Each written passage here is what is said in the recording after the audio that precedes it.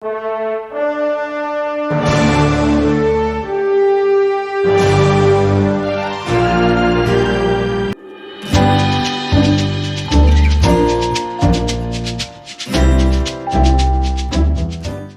चलो, तो हम लोग अभी क्या करेंगे, मैक्सिमम हाइट के बारे में चर्चा करेंगे, है ना। मैक्सिमम हाइट पे क्या होगा, काइनेटिक एनर्जी के बारे में चर्चा करेंगे। भाई साहब, काइनेटिक एनर्जी मतलब क्या, half of M U X square, सिर्फ मैक्सिमम। और अगर ऑर्डिनरी हाइट होगी तो तुझे पूरा का पूरा वेलोसिटी लेना पड़ेगा, हाँ कि ना। चलो बढ़िया, तो अब क्या लिखेंगे, हाफ ऑफ एम, हाँ, U square cos square theta. Maximum height की काइनेटिक एनर्जी, पोटेंशियल एनर्जी बोल M G H. Maximum height पे कितना, H max M G. Maximum height पे U square sine square theta divided by 2g। बिंदास आप M लेकर गए U square sine square theta. And what is the initial velocity, initial velocity यहाँ पे you है, तो यहाँ पे सिर्फ वेलोसिटी की वजह से एनर्जी है, तो इनिशियल एनर्जी कितनी आएगी, half of M U square. अब देख मस्त से क्वेश्चन, इनिशियल एनर्जी का कितना पार्ट काइनेटिक एनर्जी है, हाईएस्ट पॉइंट, तो cos स्क्वायर पार्ट यहाँ पे है ना। Initial energy half M U square है, तो ये एम यू स्क्वायर का कितना बच गया इधर, cos स्क्वायर। पोटेंशियल एनर्जी में कितना बच गया, साइन स्क्वायर। अच्छा, मैक्सिमम हाइट पे ये भी पूछ सकता है, काइनेटिक एनर्जी और पोटेंशियल एनर्जी का रेशियो बोल, या potential energy into potential energy और काइनेटिक एनर्जी का रेशियो बोल सकता है ना तू, साइन स्क्वायर cos स्क्वायर। तो अगर तूने काइनेटिक बाय पोटेंशियल निकाला तो cot स्क्वायर आएगा, नहीं तो tan स्क्वायर आएगा। क्लियर। अच्छा, थ्योरी क्वेश्चन बहुत सारे बुक्स में देखा था मैंने एक बार, थीटा इक्वल टू 45 पे क्या होगा, ओहो, थीटा 45 पे कितना होगा, 1/2, cos स्क्वायर 45 1/2, ठीक है ना। तो काइनेटिक एनर्जी कितनी हो गई, इनिशियल के बाय 2, ठीक है ना। तो काइनेटिक एनर्जी को कैलकुलेट करेंगे तो ऐसे कैलकुलेट करेंगे, half of M U square और ये cos स्क्वायर 45, इसका 1/2 आएगा, तो इनिशियल के 1/2 आ जाओ मैदान में। पोटेंशियल एनर्जी बोल दे, हाँ ये इनिशियल के, देख साइन 45 रख दिया आंसर, समझा। चल आगे बढ़ते। अब आगे क्या सीखना है सर, मस्त मैं कवर कराऊंगा, पूरा कवर कराऊंगा, बिल्कुल टेंशन मत ले। देख, अब जो मैं डिस्कस करने वाला हूँ ना, ये थोड़ा कैलकुलेटिव पार्ट है और इसकी खतरनाक प्रैक्टिस करनी चाहिए। मस्त, मतलब नॉर्मली बच्चे कैसे बोलते हैं कि प्रोजेक्टाइल मोशन का क्या पढ़ना है, पढ़ने के लिए बहुत है बेटा, तू जरा देख बुक खोल के, ठीक है, पूरा डिटेल में मैंने लिया हुआ है, ठीक है ना। 19, ठीक है, कॉम्प्लीमेंट्री एंगल्स फॉर प्रोजेक्शन, है ना, कॉम्प्लीमेंट्री एंगल्स। तो पहले कॉम्प्लीमेंट्री एंगल जानते हो ना कॉम्प्लीमेंट्री एंगल्स, हाँ।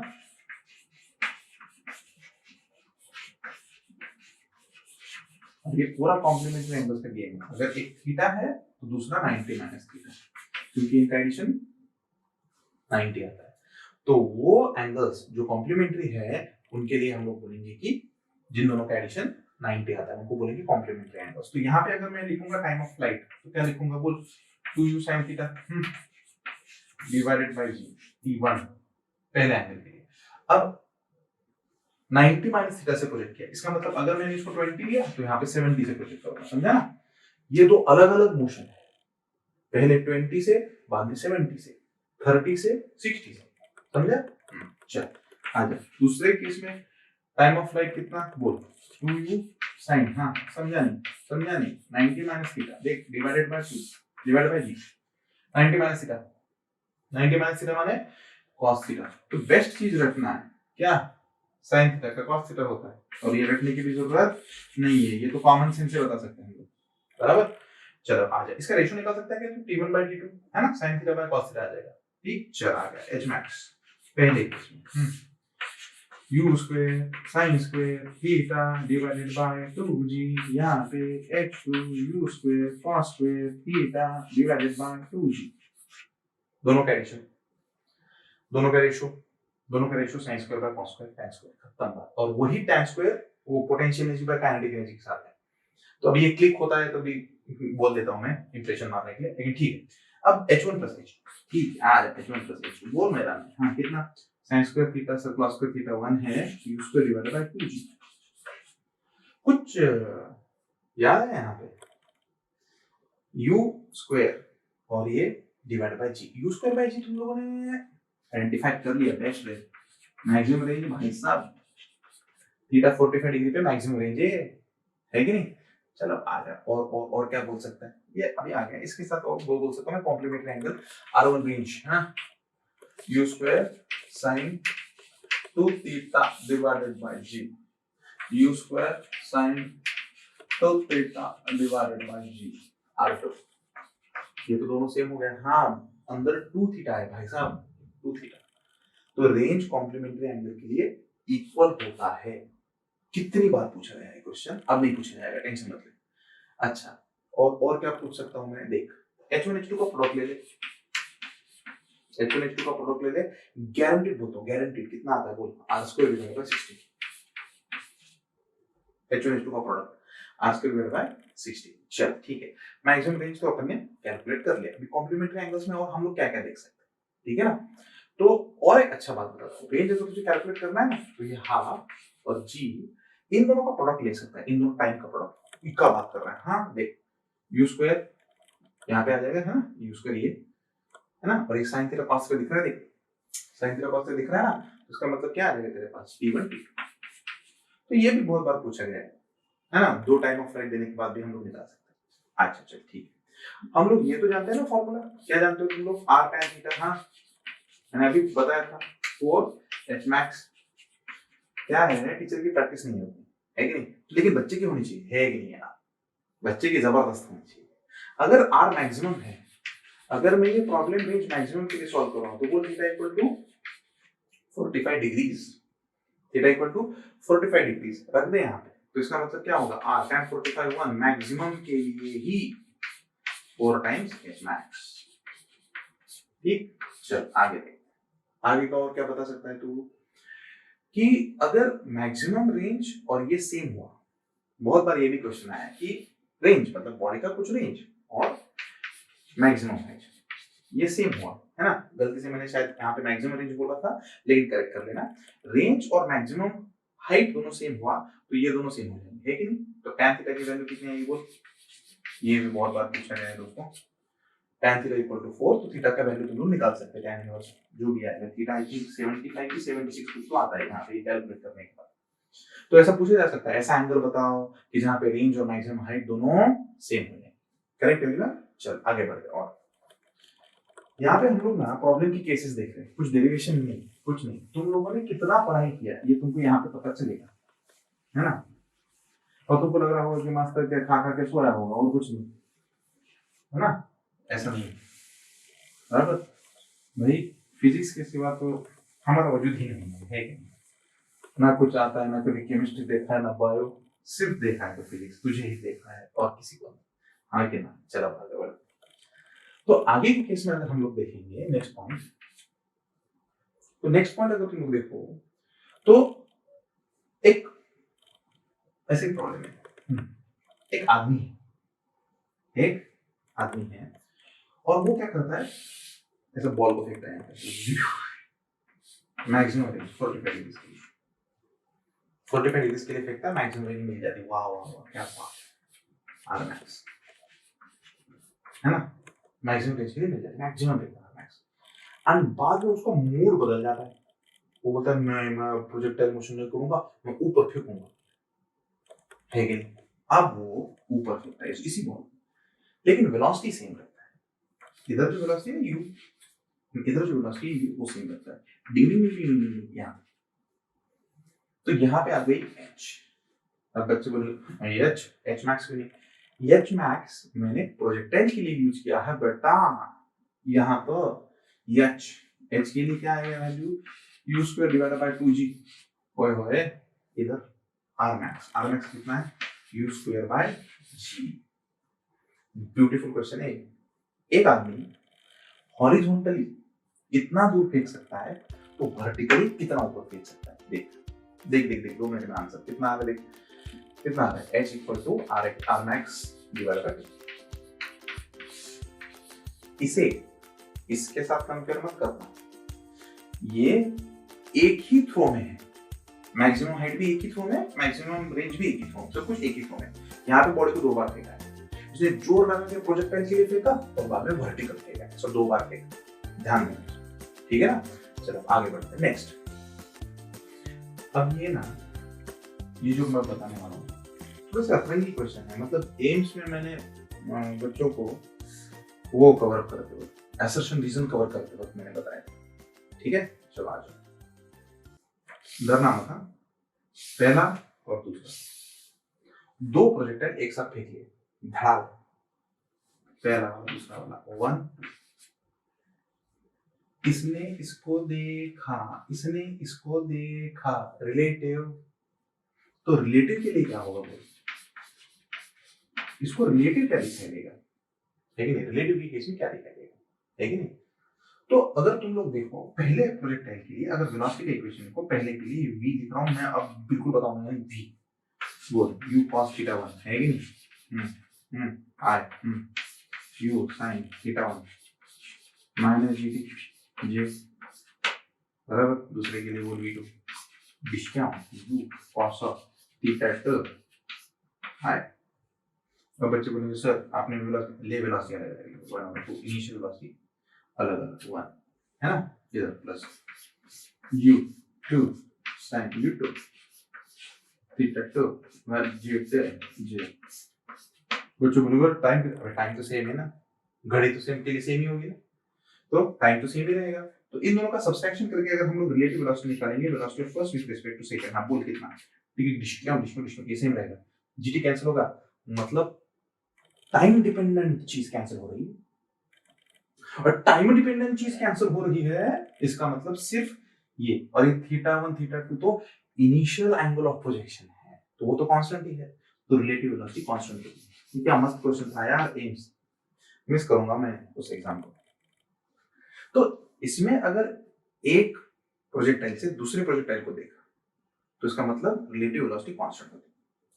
अब ये हमारे अच्छे स्टूडेंट ने क्वेश्चन पूछा था कि सर रिलेटिव एक्सेलरेशन कितना होता है ना, कितना होता है रिलेटिव एक्सेलरेशन, बोल बोल बोल, टेंशन काय बोल, मैं लिख रहा हूं ना, पहले वाले केस में एक्सेलरेशन कितना, बोल, पहले वाले केस में एक्सेलरेशन g, और क्या है, x एक्सिस में कुछ है नहीं तो माइनस जी, दूसरे वाले केस में एक्सेलरेशन वही तो है, तो ही है, और दूसरा कोई नहीं है, x एक्सिस में कुछ नहीं है, इन दोनों का सब्सट्रैक्शन करो 0, तो relative acceleration 0 and relative velocity constant. इसका मतलब क्या है, इसका मतलब बहुत ही सिंपल है, एक पॉइंट से, मतलब एक प्रोजेक्टाइल से दूसरे प्रोजेक्टाइल की तरफ अगर तुम लोग देखो तो ये तुम्हें कैसे दिखाई देगी, तुम्हें यूनिफॉर्म मोशन दिखाई देगी, वेलोसिटी कांस्टेंट है, मस्त यूनिफॉर्म मोशन दिखाई देगी, यहाँ पे कोई फर्क नहीं पड़ेगा, करेक्ट है हाँ, तो यूनिफॉर्म मोशन दिखाई देगी, यूनिफॉर्म वेलोसिटी दिखाई देगी। आगे बढ़े, चलो आगे, और कुछ थ्योरी क्वेश्चंस थे दोस्तों। ऐसा बोला गया था कि ये कार है, क्या है ये, कार ऐसे जा रही है, वेलोसिटी से यूनिफॉर्म, एक बच्चा ऐसा एक बॉल को ऊपर फेंकता है, दिशा, तो बॉल को जब वो ऊपर फेंकेगा, लेकिन वो बच्चा आगे भी तो जा रहा है ना, और बॉल को ऊपर फेंकेगा, इसका मतलब इस बॉल को दोनों वेलोसिटी होंगी, तो कार भले ही स्ट्रेट लाइन पे जा रही हो, बॉल ऐसा जाके ये कैच करेगी, है ना, मतलब कार की वेलोसिटी सेम होनी चाहिए। अगर कार वाले ने ब्रेक लगाया तो बॉल आगे गिरेगा, और कार वाले ने बहुत ज्यादा स्पीड से गया तो बॉल पीछे गिरेगा, लेकिन अगर उसी स्पीड से जा रहा है तो 100% कैच करेगा, तो ऐसा फेंक के कैच हो सकता है। बॉल की प्रोजेक्टाइल मोशन ग्राउंड से दिखेगी, ग्राउंड फ्रेम ऑफ रेफरेंस, जो कार में बैठा है ना उसको प्रोजेक्टाइल दिखाई नहीं देगी, उसको यही दिखाई देगा बॉल ऊपर गया और नीचे आ गया, ठीक है ना। इसका बहुत अच्छा भी केस है ना, ये कौन है, ये है मंकी, हाँ ये मंकी, और यहाँ पे अगर हम लोगों ने एनसीईआरटी क्वेश्चन गन शूट की, डिश किया, जिस टाइम पे गन शूट की उसी टाइम पे मंकी ऐसे नीचे गिरा, तो गन इसको लगेगी क्या, बुलेट उसको लगेगी क्या, हाँ बुलेट इसको लग जाएगी, और ये 100 टकिंग मंकी को बुलेट लग जाएगी, क्योंकि इसका यहाँ पे आने का और इसका यहाँ पे आने का दोनों का टाइम सेम है और दोनों के लिए y डायरेक्शन में g सेम है, इसलिए उस केस में भी मंकी को बुलेट लग जाएगी। क्लियर? चल आगे बढ़ते हैं। अब जो हम लोग डिस्कस करने वाले हैं उसको हम लोग बोलते हैं हॉरिजॉन्टल प्रोजेक्टाइल मोशन। बस हो गया भाई, हॉरिजॉन्टल प्रोजेक्टाइल मोशन। चलो आ जाओ, इस पे बहुत बार क्वेश्चन आया हुआ है, तो हम लोग थ्योरी भी कवर करेंगे और जितने टाइप क्वेश्चन के मुझे सूझते जाएंगे ना उतने भी टाइप में बता दूंगा, है कि नहीं?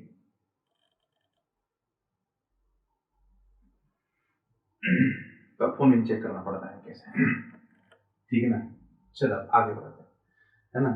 तो अब क्या है, आगे बढ़ना है। हाँ ठीक है, हॉरिजॉन्टल मैं क्या बताऊँ, जो बताना बता फिर क्या। ये है टावर, ये टावर के हेड है एच। ओहो ना, टावर का हेड ले लेता हूँ एच, मतलब कैपिटल एच। ये हॉरिजॉन्टल प्रोजेक्ट है, ऐसा है। यहाँ हॉरिजॉन्टल वेलोसिटी चेंज होगी? बिल्कुल नहीं। क्यों चेंज होगी? यू का यू, पूरी वेलोसिटी यू है इधर, हॉरिजॉन्टल प्रोजेक्ट इधर, ये ऐसे। तो ये जो भी होगी उसको हम लोग बोलेंगे वी वाई। निकाल सकते हैं क्या? 2 मिनट में। चल U Y plus A Y T. बोलो बोलो बोलो बोलो। ये यू वाई तो है ही नहीं, क्योंकि पूरी वेलोसिटी हॉरिजॉन्टल है। वाई कंपोनेंट वेलोसिटी कितना? 0।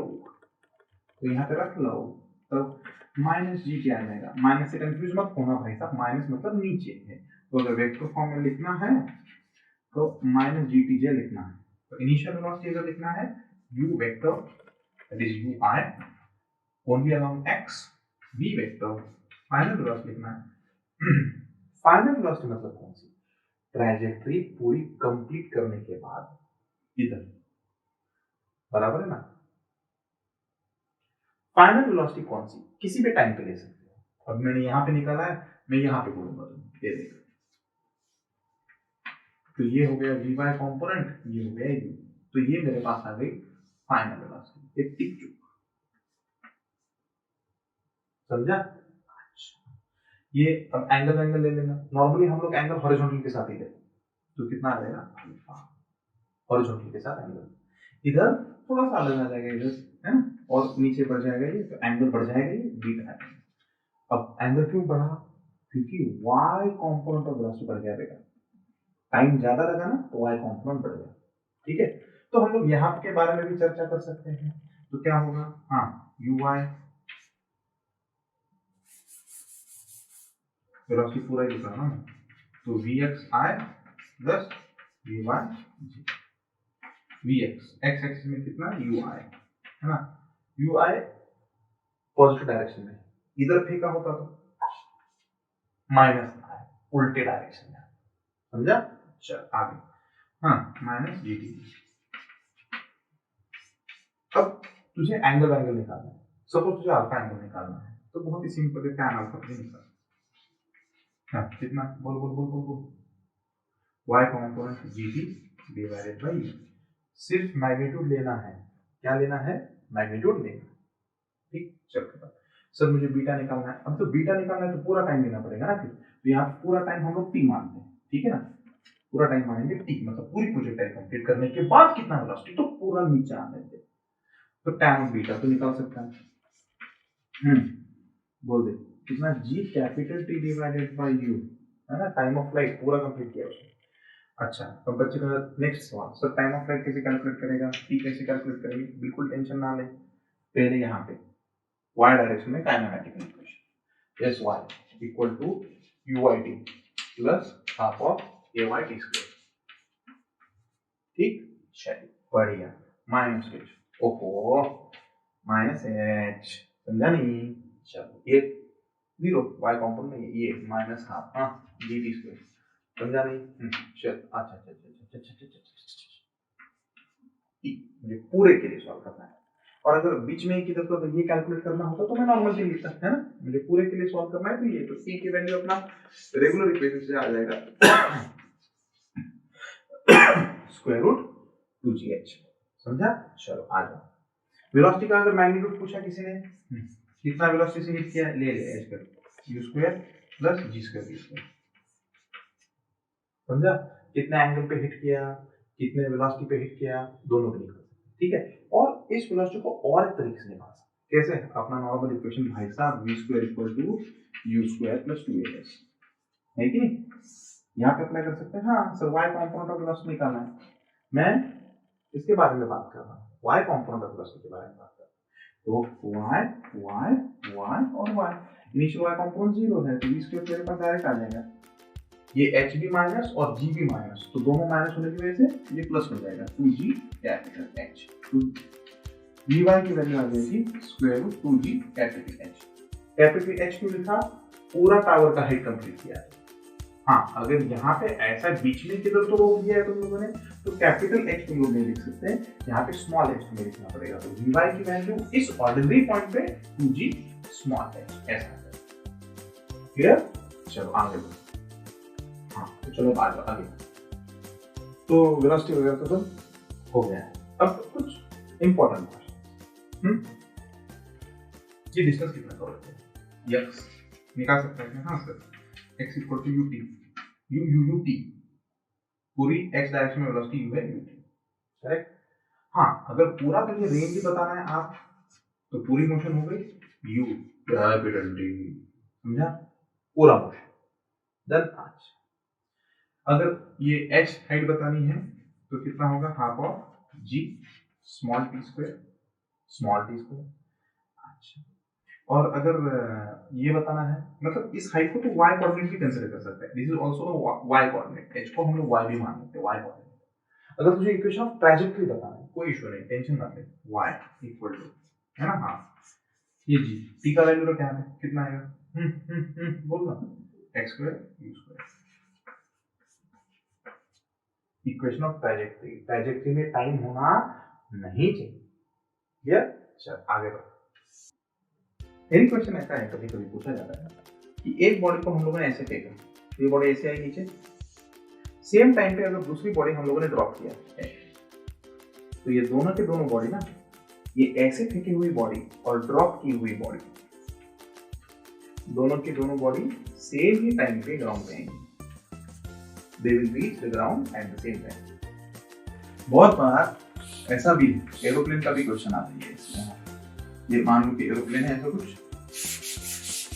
बहुत बार एरोप्लेन का भी क्वेश्चन यहाँ पे से, तो के बाद क्या होगा, यहाँ से आगे जाएगा है ना, और ये एरोप्लेन, तो ये प्रोजेक्टाइल मोशन इसको ऐसी होगी।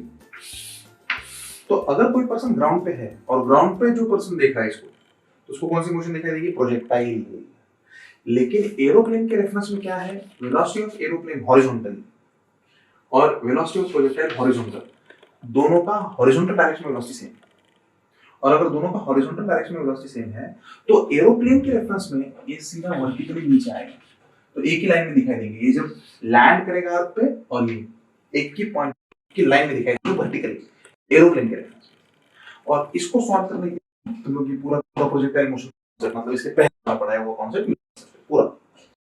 और प्रॉब्लम था ये तो वहां है ना, एक की हाइट है h स्टेप्स की और एक की विड्थ है w, यहाँ से हम लोगों ने फेंका और ये यहाँ पे ऐसा गिर गया, है ना? तो यहाँ पे आने के बाद उसने कितना कवर किया? 1 2 3 और 4, तो इसका मतलब नीचे कितने आएंगे भाई साहब? n times h, this will be your height, ये हाइट आ जाएगी n टाइम्स h। और रेंज कितनी कवर करोगे? w w w और w, n टाइम्स w। तो 4 स्टेप्स हो गए तो 4w, 5 स्टेप्स हो गए तो 5w, n स्टेप्स हो गए तो nw। तो यहाँ पे रेंज दिया हुआ है, r की वैल्यू तुम लोग लिख सकते हैं nw, है ना? एंड तुम लोग हाइट की भी वैल्यू लिख सकते हैं। तो यहाँ से टाइम तुमको पता चलेगा directly, square root 2nh divided by g, ठीक है? इस टाइम को तुम लोग पूरे रेंज में लिख सकते हैं। तो रेंज को तुम लोग लिख सकते हैं u into t, यहाँ पे मैं t पूरा टाइम मेजर कर रहा हूँ, तो पूरे टाइम में तुम लोग कैलकुलेट कर सकते हैं इसको, ठीक है? और थ्योरी क्वेश्चन एक मस्त है, कौन सा क्वेश्चन यहाँ पे ले लेता हूँ, कवर अप कर देता हूँ, छोटा मोटा क्वेश्चन जो है यहाँ पे कवर कर देता हूँ। देख ये ऐसे, ये हमारे पास 3 टावर, एक वेलोसिटी ऐसे फेंकी u, ऐसा है नीचे, एक ऐसा फेंका u और ऐसे फेंका u, दिशा। तो ऐसे फेंका, ऊपर फेंका, हॉरिजॉन्टली फेंका, किसकी वेलोसिटी सबसे ज्यादा? सोच, किसकी वेलोसिटी ज्यादा नहीं रहेगी? आंसर मत देना, सबका velocity same, v1 = v2 = v3, सबका वेलोसिटी सेम, क्योंकि क्या उतना ही एनर्जी है ना, सिर्फ mgh एनर्जी चेंज है और काइनेटिक एनर्जी सबका सेम। कंक्लूड करने से पहले तुमको मैं एक इंपॉर्टेंट पॉइंट बताना चाहूंगा, इंक्लाइन प्रोजेक्टाइल, ये इसके कुछ इक्वेशंस देख लेना तुम लोग, हाइट के हो गए है ना, ये थीटा और ये अल्फा, इसके कुछ इक्वेशंस वगैरह देख लेना, टाइम का हो गया, मैक्सिमम हाइट का हो गया, देख लेना एज अ तुम्हारा खुद का एक पॉजिटिविटी बोल के। वैसे तो क्वेश्चन आने का बहुत कम चांस है इस पे, हम लोगों ने जितना कवर किया 90% उसी में से क्वेश्चन आएगा, लेकिन इसका देख लेना, because practice makes man perfect. और किसी भी छोटे भी कॉर्नर को हम लोग अनटर्न नहीं रखना चाहते, हर एक चीज डिटेल में पढ़े। टॉपिक वाइज एग्जाम में अच्छा क्वेश्चन पेपर बनता है हमेशा, और इसके साथ बहुत सारे एमसीक्यू सॉल्व करें। आई होप कि तुम लोग बहुत अच्छे से प्रैक्टिस कर रहे हो, मैं तो क्या यहाँ पे टाइम पास करने के लिए आया हूँ। क्लियर? चलो we will meet tomorrow for the paper discussion, right? Bye bye.